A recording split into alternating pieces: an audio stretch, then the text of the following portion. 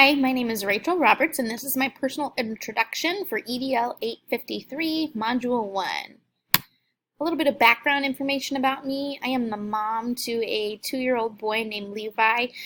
He just turned 2 last week on the 8th, and so he keeps our lives very busy.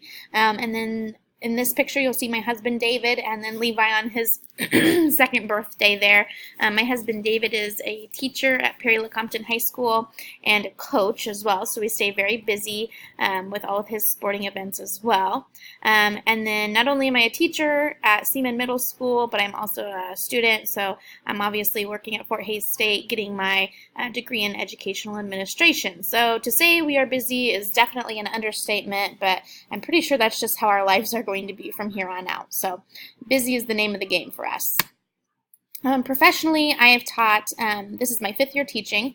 All 5 years have been in the Seaman district. I started off as a 5th grade teacher, and I taught 5th grade for about 3 years, and then last year I moved to the middle school where I teach 7th grade English language arts.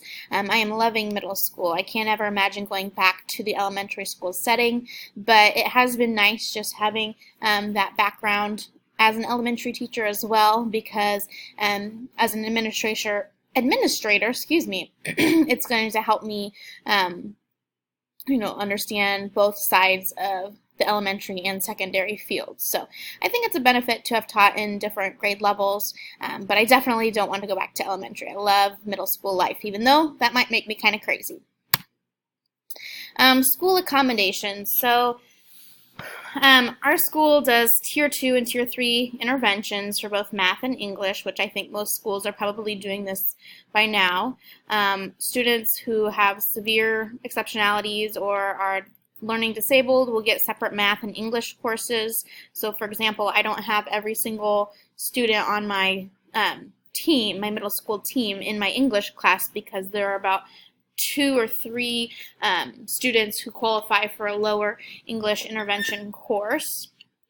Our team, my school does a teaming thing where we have 100 of the 300 kids that stay within a corset of teachers, and so as a team we've made certain accommodations for some of the students, both students with IEPs and students who are struggling in other facets. So we do make some accommodations that way.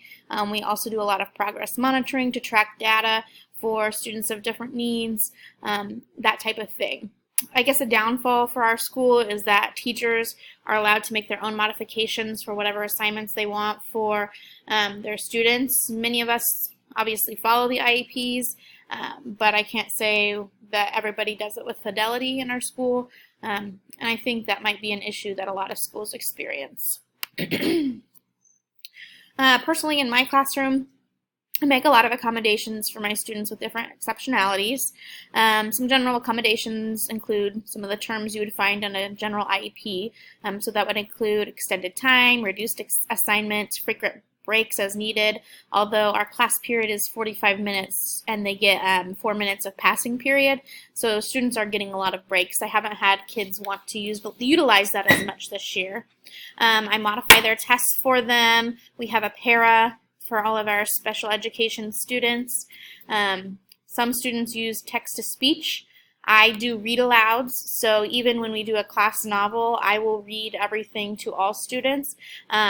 And that's mainly designed for my special education students who would have trouble comprehending some of the text that we read, but it does benefit everybody. And then I allow some students with handwriting issues to type their assignments as opposed to handwrite them, or the special education students who struggle with organization. Sometimes they keep things more organized. If it's on a computer, then they can't lose it. So that has been beneficial to me in the past. Areas for improvement for me in my classroom: I need to get better about redesigning and giving alternate assignments for my students. I modify their assignments a lot, but I think I could do a better job at looking at maybe the different texts that we're reading and finding lower level texts with similar themes and use that to tie in for them for their reading. A plan to shape the special education in our Seaman Middle School would be to continue our targeted 2-tier and 2-3 interventions, but it needs to be more fluid than I think we use it right now. Right now, once they're in that intervention, it's pretty hard for them to leave, and I think true MTSS shows that those groups should be a little bit more fluid. So I would work on continued progress monitoring and moving students as soon as they show progress, or if they show that the intervention isn't working, we need to move them to an intervention that will work. And then improving the flexibility of content delivered. So that just means that kids can get into a program that they need to be in, whether it is a specialized math content program or a specialized English class. The content can be slowed down in delivery and just modified for them in that sense. So I'm excited to learn about special education as an administrator. Having taught for 5 years, I feel like I have a somewhat decent handle on special education as a classroom teacher, but from the administrator's perspective, I feel like I'm pretty clueless. So I'm looking forward to learning a lot from this class, and I hope I have a good semester.